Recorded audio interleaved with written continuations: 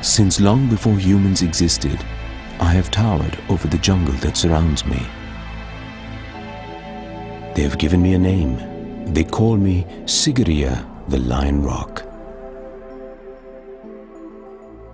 I have seen many things through the ages: murder, revenge, and reincarnation. I have been overrun by violent armies who still fight to their death to protect me. These are my warriors. But will they kill for me?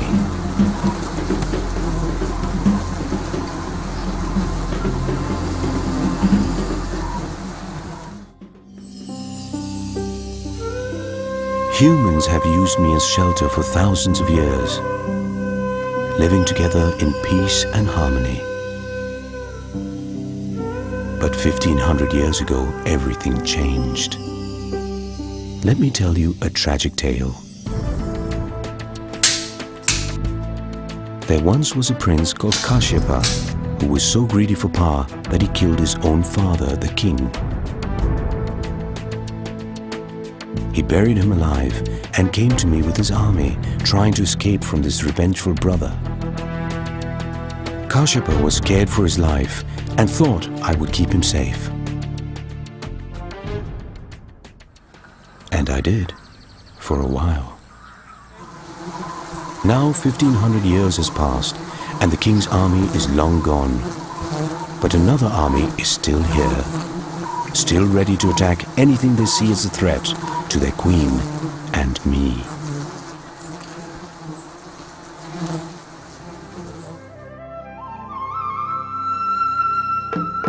The rock, known as Sigiriya or Lion Rock, is in Sri Lanka, a teardrop-shaped island at the southeast tip of India, famous for its Ceylon tea. Hidden from the outside world for 500 years, Sigiriya is found about 160 kilometers away from Sri Lanka's capital, Colombo. Monsoonal rains fall twice a year, determining the seasons and the migration of these bees.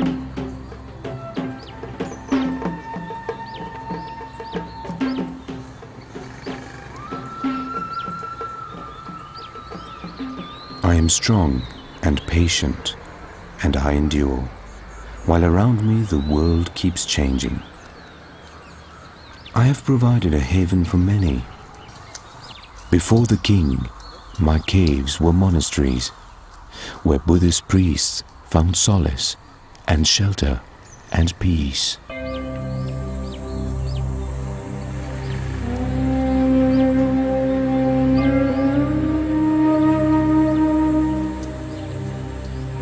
But Kashyapa the king put an end to all that. He had these frescoes drawn on me, now so ancient they are a part of me. When I look at them, I remember him.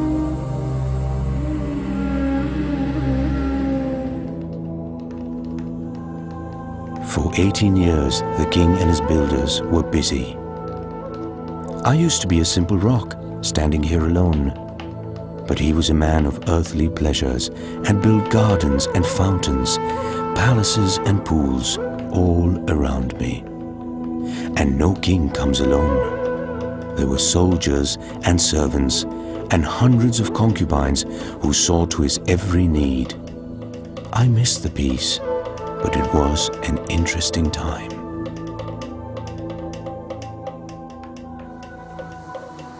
That was 15 centuries ago. Of course, the king and his soldiers are dead, but an army still lives in the rock fortress. Thousands of warriors who stand to attention, protecting the rock from harm. Simple farmers, really, until they're under threat. Then all hell breaks loose. They attack en masse with deadly accuracy, injuring and maiming everything in their path.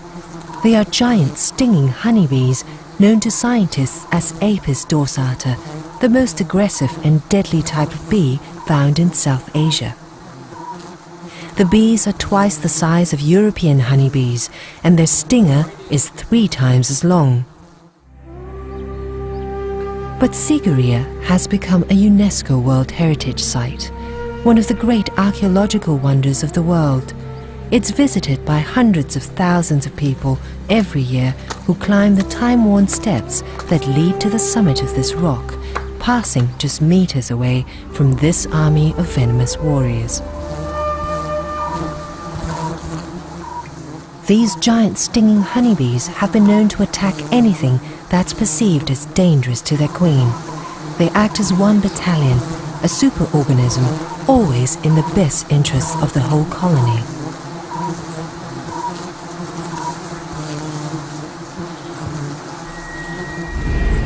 On May the 1st, 2004, a child threw a stone at one of the nests, and the bees went on a rampage. The bees first attack your head, and especially the face, and then they attack the whole body. A few even managed to get into my ears. The pain was excruciating, and I didn't know what to do. When they sting, they leave their sting on the skin, and the pain is just unbearable. I had hundreds of these white stings all over my body. Lasting many hours, injuring over 200 terrified tourists, some seriously. Over 100 people were admitted to hospital. About 20 of those were women, and more than 55 were school children on a day out. The attack in 2004 was not the first, and will not be the last.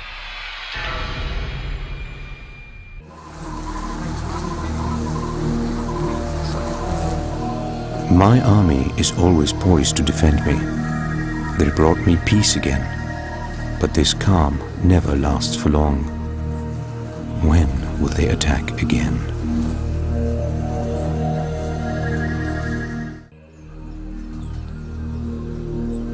I am Sigiriya, the Lion Rock. In the 5th century, I was home to Sri Lankan King Kashyapa, his queens and his concubines.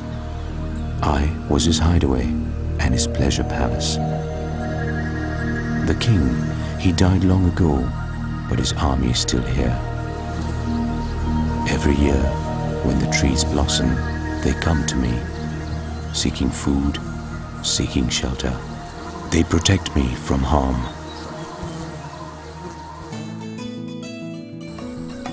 Sri Lanka is a country hit by the southwest and the northeast monsoon. Some areas receive more than 500 centimeters of rain a year, others considerably less. The rainfall patterns that sweep across Sri Lanka also dictate the migratory patterns of the stinging honeybees. They fly away from the rain and towards new sources of nectar, pollinating the flowers as they go on their journey. These giant honeybees are found all over South Asia. Bee and man have lived side by side for generations in the small rural towns of Sri Lanka in perfect harmony.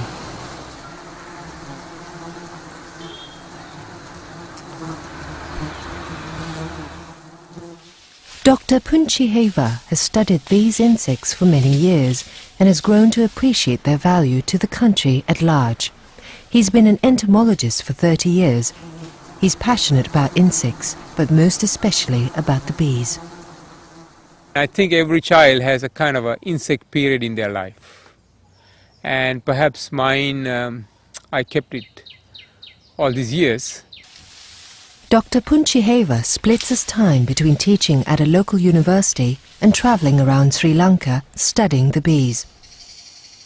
His current project is to document their migratory patterns throughout the country. Having worked with bees for 3 decades, Dr. Punchiheva knows when the bees can be approached and when he needs to keep his distance. This type of honeybee is open nesting, where the bees hang on the outside of their nest and are more vulnerable to attack than most other bees, making them more aggressive. For Dr. Punchiheva, Sigiriya and the bees are inextricably linked. Bees would have been coming to Sigiriya for thousands of years. And one essential character of Sigiriya for me, from human point, the frescoes, and from nature's point, the bees. So without the bees and the frescoes, Sigiriya will lose its character. For Dr. Punchiheva, the bees are as integral a part of Sigiriya as the frescoes themselves. These paintings are believed to be fragments of an immense backdrop that stretched across the face of the rock. Over 500 paintings may have graced these walls, drawn 1,000 years before Michelangelo painted frescoes at the Sistine Chapel. They're still hauntingly beautiful, providing a doorway into the past. Now, so few of these paintings remain. Long ago, they stretched across me. I was a mighty canvas for the king's artists. But who are these women? Concubines? Celestial nymphs? It's hard to say. But I know the king loved them. King Kashyapa lived well, but in fear. He feared death at the hands of his brother. He hired master builders to create his pleasure palace. This was my golden age. 15 centuries ago, I was a grand citadel, totally symmetrical by design. I, Lion Rock, was at its very center. There were pleasure gardens and bathing pools, fountains and pagodas. Thousands of people lived here, soldiers, servants and concubines, all serving the king. Halfway up the limestone steps, he built this mighty lion. Entering through its open mouth, the king would make his final climb to his private pleasure palace. Even the boulders were landscaped, all part of a geometrical plan. Now, one of the oldest gardens in the world.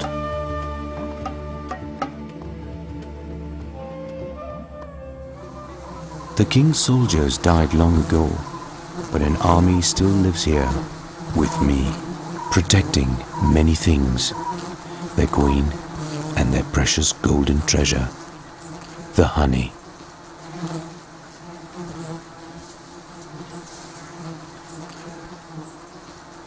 The giant stinging honeybees build their nests on sparsely leaved trees or rock crevices where they can see the sun, using the direction of the light as a compass to forage for food. This open nest is important from the point of their communication.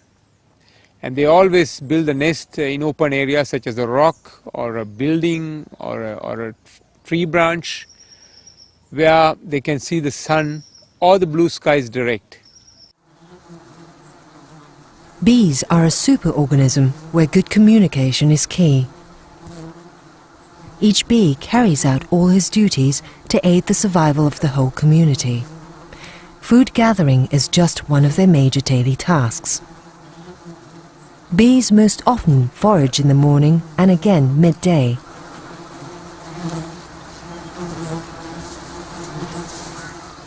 Their bodies are covered in hairs which trap the pollen grains. Nectar is sucked into their stomachs using their tongue and the pumping action of their throat. They arrive back at their nest at great speed. From the moment a bee returns, there is much to do. They touch their antennae together in a behavior known as antenating. The nectar collected earlier is regurgitated and fed to other bees. Then it's converted into honey and deposited into one of the thousands of cells in the honey chamber. Other bees look for parasites on their neighbors, helping to keep the colony healthy. Each bee performs its task for the greater good of all. For hundreds of years, smoke has been used as a means to control honeybees. Dr. Punchiheva is smoking these bees so that he can uncover the honeycomb and take a closer look at the colony. Bees get disorientated with smoke. Fearing an impending fire, they gorge on the honey.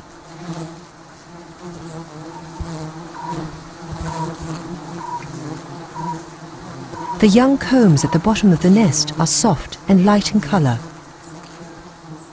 The darker, stronger, older combs are found higher up the nest and are used to store larvae. By observing the nest, Dr. Puncheheva can monitor the health of the colony. The more honey stores in pupa, the healthier it is.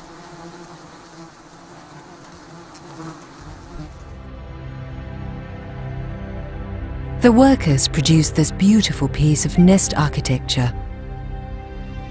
Wax from their glands sculpt these perfectly symmetrical cells. The combs contain honey at the very top. Stored pollen is located further down. The queen, always hidden from view, walks up and down at the very heart of the nest, carrying out her sole responsibility, the laying of eggs for future generations.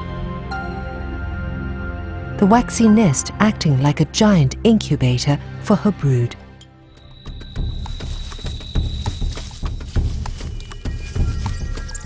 I remember them, the Vedas, the Aborigines of Sri Lanka.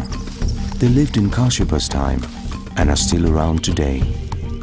They were honey hunters for the kings. And though the world has changed, these Vedas have not.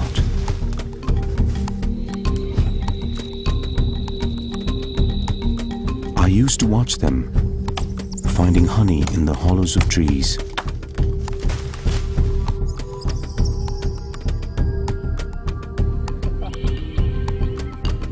The men of the community join together to hunt and divide the spoil equally. Honey is eaten fresh in large quantities, wax and all. The young bees inside the nest are especially wholesome. Since honey was the food of kings, the Vedas worked hard to keep Kashyapa well fed.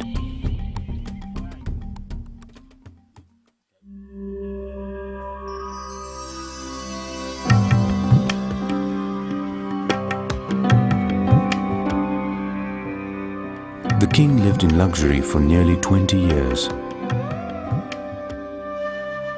He loved water and built fountains and pleasure pools all over the grounds.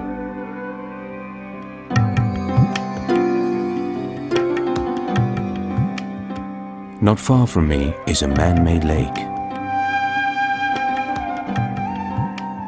During the rainy season, the lake would fill and may have flowed down to the water gardens. All connected, some experts believe, by an ingenious network of underground pipes.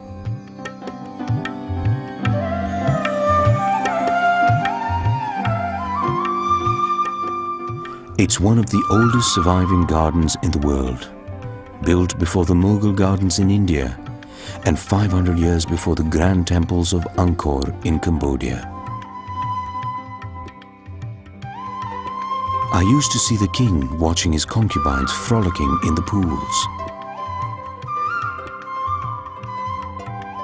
Incredibly, the fountains still work today, during the rainy months between November and January.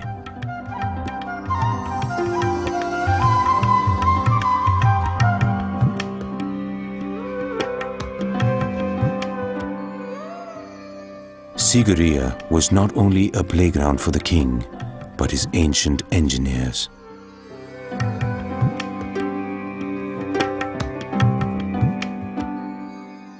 I stand tall and upright amidst jungle. The king, he built 1,000 steps to scale me. Not an easy climb, even today. Halfway up the rock, he built a mirror wall. On one wall was painted topless nymphs, whilst the other was polished over and over again until the surface reflected them. So as he walked between these walls, women surrounded him.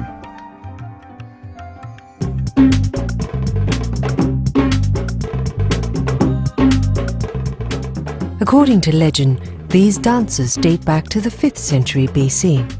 It was a ritual created to rid the king of a magic spell. But dancing is not just confined to humans. bees dance too.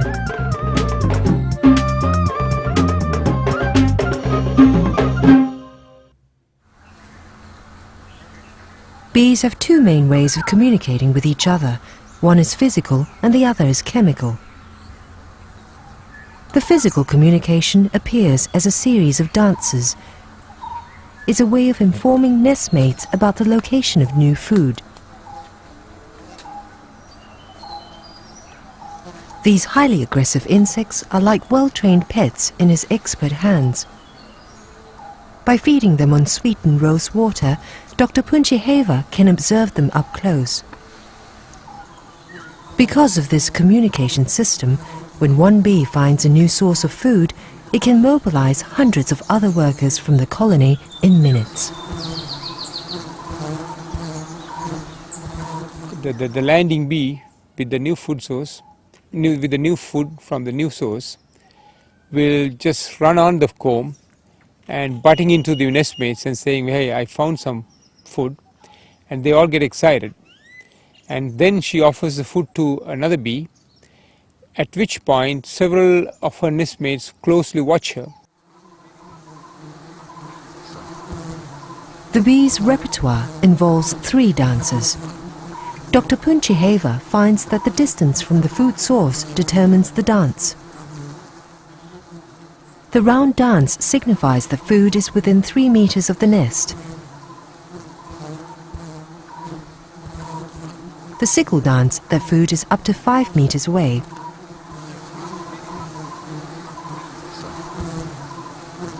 And the tail wagging dance, that food is over 5 meters away. With distance conveyed, the bees now need to communicate direction. Here, they align their bodies at the same angle as the food.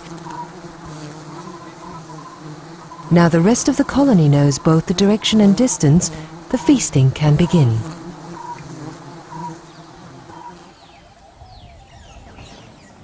But even Dr. Punchiheva, with his decades of experience, can be caught unaware when it comes to these aggressive bees. As he approaches this 30-meter tree, a hungry lizard has a similar idea.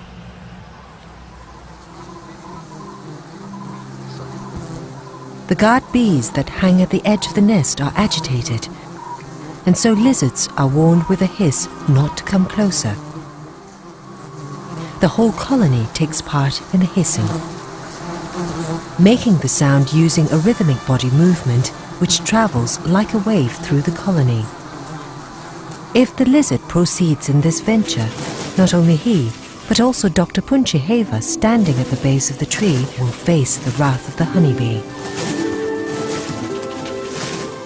These waves ripple across the colony, raising the alarm.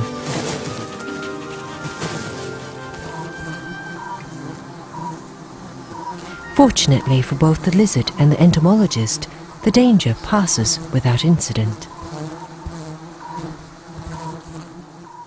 They wouldn't normally attack. You can go very close to a nest, they wouldn't normally attack. The bees never land on you.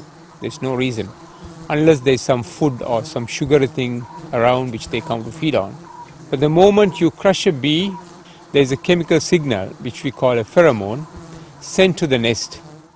But if you crush more bees, obviously there's more generation of the alarm, and they would come. Days later, whilst observing a nest, Dr. Punchiheva inadvertently crushed several bees. In a matter of seconds, the crushed bees activate the alarm pheromone. More crushed bees, more alarm pheromone. It takes just one bee to send an alarm back to the nest, causing an immediate and violent reaction in the colony. Nest mates now rush to the source of the pheromone. They believe their colony is under attack.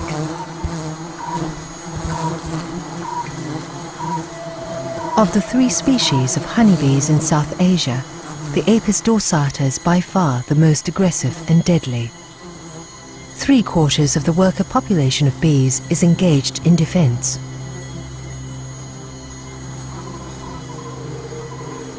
Bees give up their own lives for the survival of their queen. sometimes sacrificing thousands of worker bees to save one queen. When under attack, they thin out this bee blanket.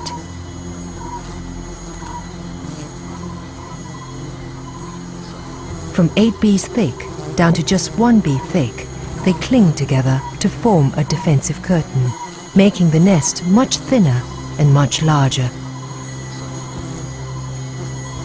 If you just go by the size of the nest, it really expands. It's not due to the size of the comb, it's simply the bees are stretching themselves as a curtain. Even a slightest wind can provoke them to attack more and more.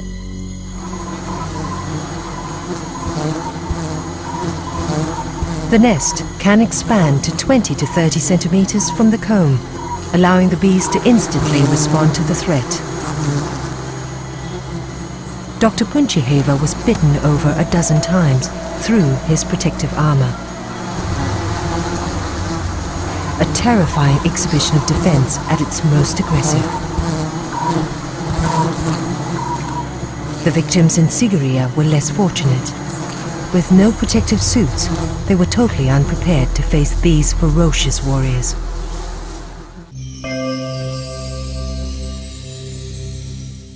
King Kashyapa, my pleasure-seeking monarch, built this palace 1500 years ago on this lion rock. And though he had many vices, he was a spiritual man. From where I stand, I see where his monastery once stood. The ancient temple is gone, but a Buddha still lies there, in peace and tranquility. Though 1500 years have passed since King Kashyapa lived at Sigiriya, Buddhism has remained a strong force in the country. Visits to the temple and the offering of food to the priests are still very much part of everyday life. Buddhist monks are invited to a home on special occasions. The monks come in a procession in order of seniority. A relic casket is borne on the head of a layman.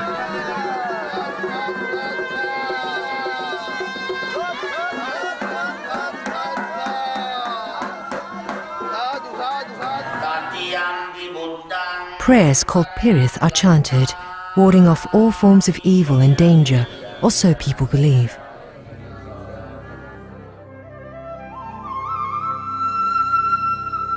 One of the main pillars of Buddhism is reincarnation, the belief that life is a circle. There is no beginning and no end, just a passing souls through successive physical bodies. So the human mind travels and ends at this unconscious state. And after that state is his rebirth. And if a person's attached to a place through his soul, then he could be reborn in the same place. But we can't be sure that he will be reborn in the same image. The image changes. It can be human, it can be some other animal, or even a spirit. So in Sri Lanka, with its strong belief in reincarnation, when the bees go on the rampage, locals believe they are King Kashyapa's soldiers reborn as warrior bees, still protecting his palace even today. From ancient times, there's a belief that the bees in Sigiriya are the reincarnated soldiers of King Kashyapa, born to protect the rock. We believe that they do a service by attacking people sometimes who behave inappropriately or when people cause harm to the treasures at Sigiriya.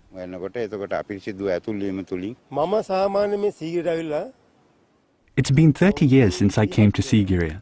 In these 30 years, except for 2 years, there has been a bee attack every year. The people who live here believe that these bees are the reincarnation of King Kashyapa's soldiers. They think that the bees are protectors of Sigiriya.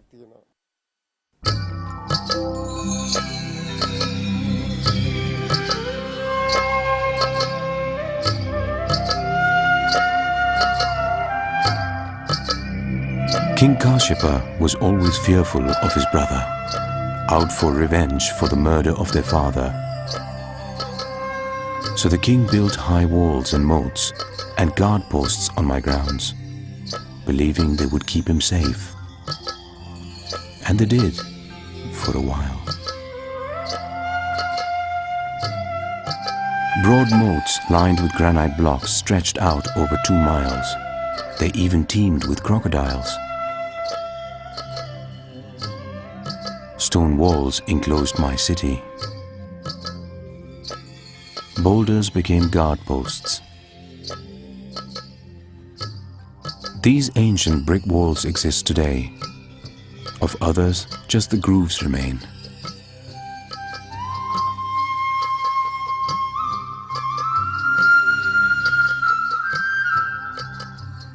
The king built his palace at the top of the rock, 200 meters above the city, so his enemies would have to climb 1,000 steps before they could reach him.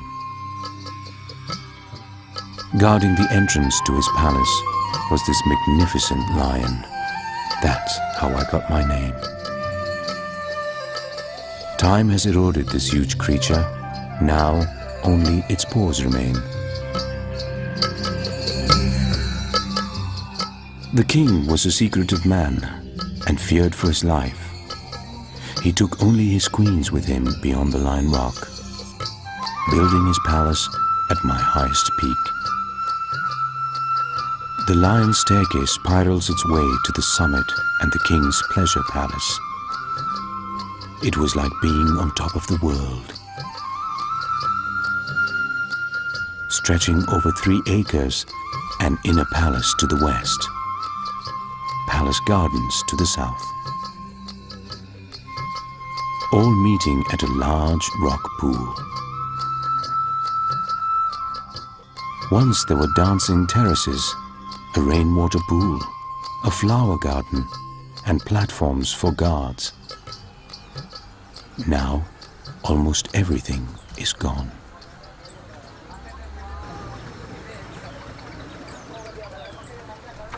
King Kashyapa made this fortress for keeping people out. 1,500 years on, visitors are encouraged to come in. Hundreds of thousands of people a year. When the bees of Sigiriya go on the rampage, authorities step in to safeguard the tourists and close the site to let the bees calm down. After the attack in May 2004, Sigiriya was closed for 4 days. The sacred full moon day, or Poya, is a monthly national holiday in Sri Lanka, a day of reverence for the faithful. On full moon days, humans come in their thousands. They crawl all over me, in my gardens, on every marble step, and at my peak. Disturbing me, breaking the calm and the quiet.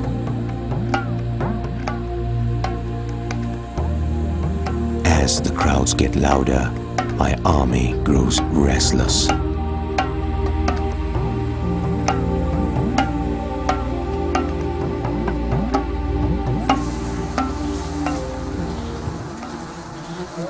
It is no easy task to walk up the 1,000 steps to reach the summit of this magnificent rock. If you can battle the heat, which can reach over 30 degrees Celsius in June and contend with the gusty winds. There is one main path up the summit and one main path down.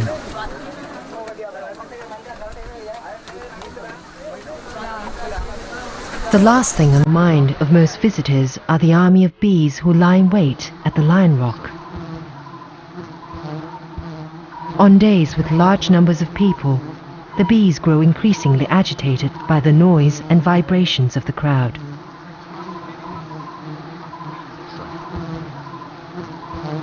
My army is large, up to 100,000 soldiers in every nest, and over a dozen nests on my rock ledge.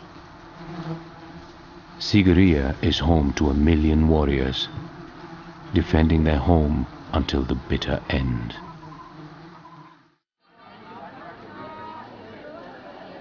Kalu has been a Sigiriya helper for 20 years. supporting tourists as they struggle with a steep climb up and down the steps.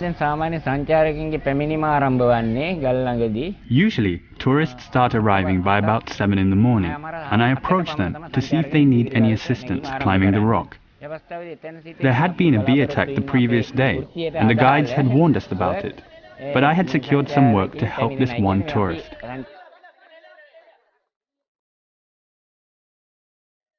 There is this one point on the Sigiriya climb where you have to climb past the nests of the bees.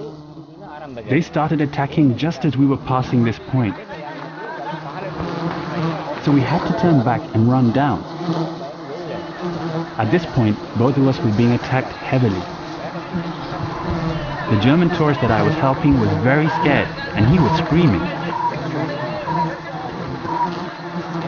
Despite the fact that I too was being attacked, my instinct was to think of the safety of the tourist in my care. So I held him by his hand and guided him to safety. By this time, we'd been stung endlessly. They had even gone into our ears.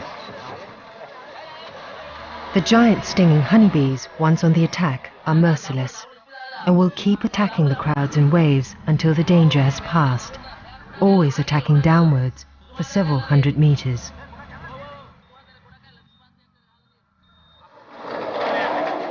Kalu was bitten over 200 times. With this amount of venom in his body, it might have been fatal. He, along with 14 other patients, 2 of them German, were admitted to hospital. They were all stung hundreds of times. Unconscious, Kalu was in a critical condition. A bee sting can be serious. Most people have only a mild allergic reaction to the venom. However, for some, a severe reaction called anaphylactic shock may occur. The throat may swell, blocking the airway, and the heart may stop.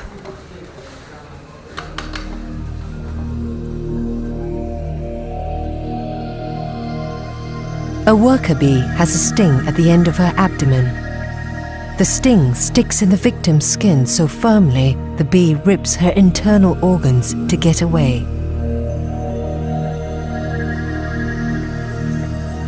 The venom continues to enter the victim from the stinger for 45 to 60 seconds. In the United States alone, more people die from insect stings than from spider or snake bites. The Vaddas, the traditional honey gatherers of Sri Lanka, have collected honey for thousands of years, but they have a couple of tricks up their sleeve. The very aggressive giant bee, they only pillage on moonless nights. Without light, the colony is disorientated and cannot attack. They also use a preparation of ochre leaves to diffuse the stings of the less aggressive honey bees. The ochre leaves are ground together with salty water and applied to neutralize the stings.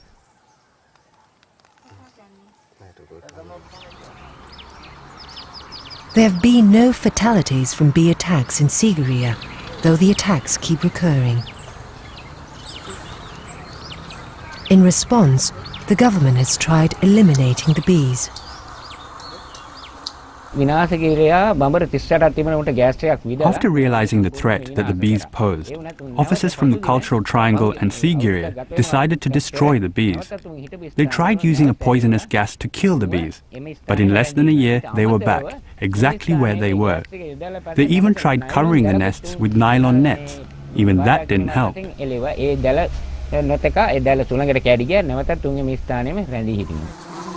But in this Buddhist country, many believe the bees serve a divine purpose and should be left alone. For it's only when people throw stones at the nest or make excessive noise the bees go on a rampage. People tend to disrespect this great place that our ancestors left us. King Kashyapa put his life into this and left us this incredible place. We must protect these things throughout history. So if people don't understand this and disrespect this, then these attacks will occur. කිසිම විශ්වාසයක් නැතිකමේ වරදින් තමයි මේ වගේ දේවල් සිද්ධ වෙන්නේ. My soldiers do not attack unless provoked. It is their duty to defend the king's palace. King Kashyapa lived in splendor and had many luxuries. But there was one thing he could never have, something priceless, his peace of mind. He lived in fear for his life, that he would be killed by his brother. And that day was coming.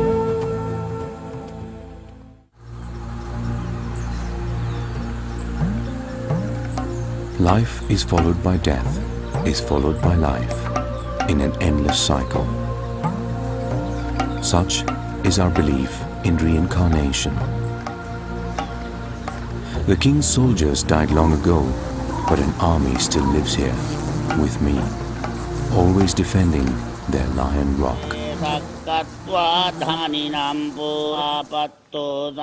After the worst bee attack in Sigiriya in May of 2004, where 200 people were viciously stung by thousands of angry bees, Sigiriya remained closed. Monks were brought to Sigiriya to soothe the situation, not for the victims, but to calm the bees. Buddhist prayers were chanted to bring blessings to the rock and to the souls of these angry warriors.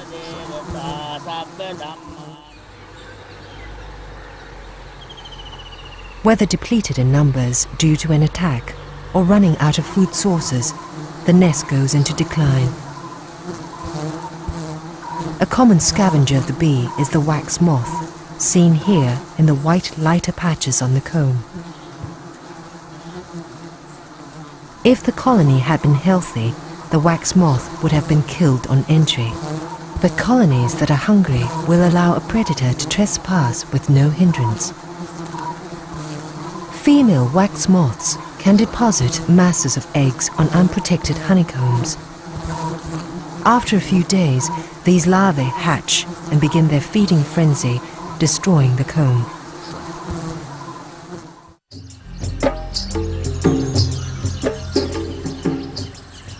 Worker bees only live for 50 days, whilst the queen lives for years. But nothing in life is wasted, so these ants feast on the multitude of dead bees. Some bees die of natural causes, others are part of an attacking army and die once they have stung their victims.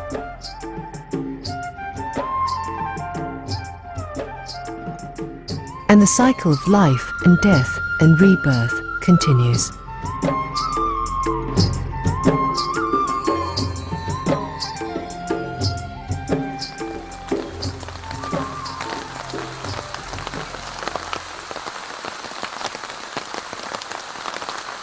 The monsoon rains fall in October, and the warrior bees leave Sigiriya.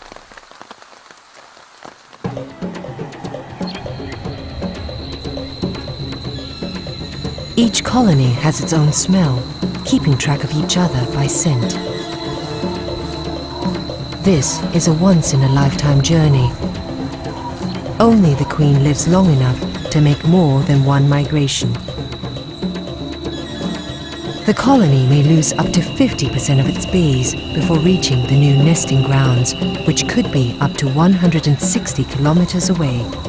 But incredibly, future generations are able to find their way back to Sigiriya.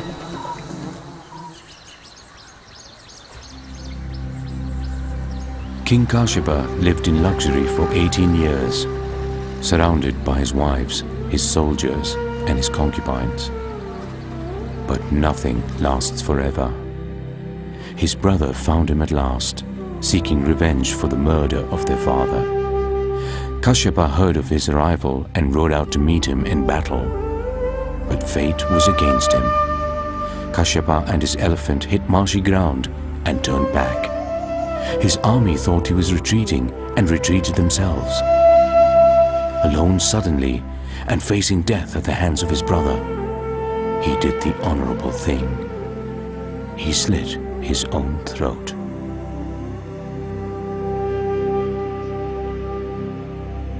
Buddhist monks lived here long before Kashyapa arrived, and so too long after his death. The new king gave me back to the monks, and so peace returned. But as the circle of life continues, the monk's time with me also passed.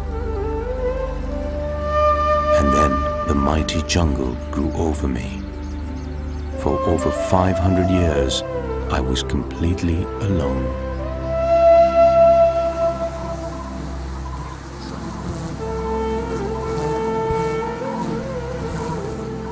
But as monks and kings and tourists come and go, the bees remain.